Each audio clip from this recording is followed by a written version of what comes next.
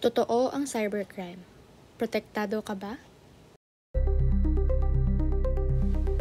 Araw-araw, tinatarget ng mga cyberkriminal ang mga tao at organisasyon.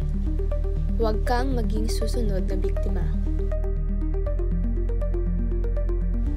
Maaaring nakawin ng mga cyberscam ang iyong pera, personal na impormasyon, at pati ang iyong reputasyon.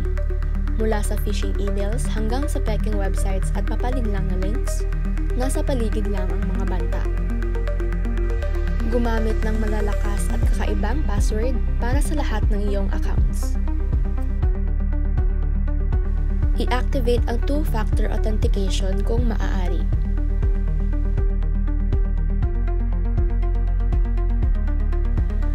Huwag kang mag-click ng mga kahina-hinanang links o attachments.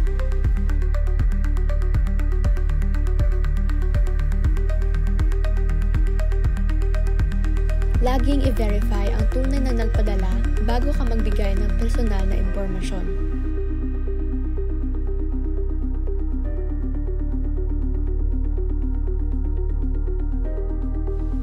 Panatilihing updated ang iyong software at antivirus programs.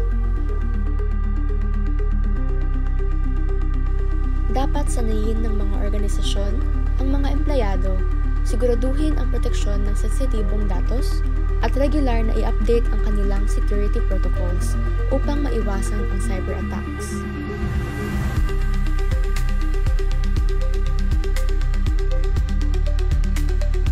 Maging maalam, maging mapangatyag, at kumilos.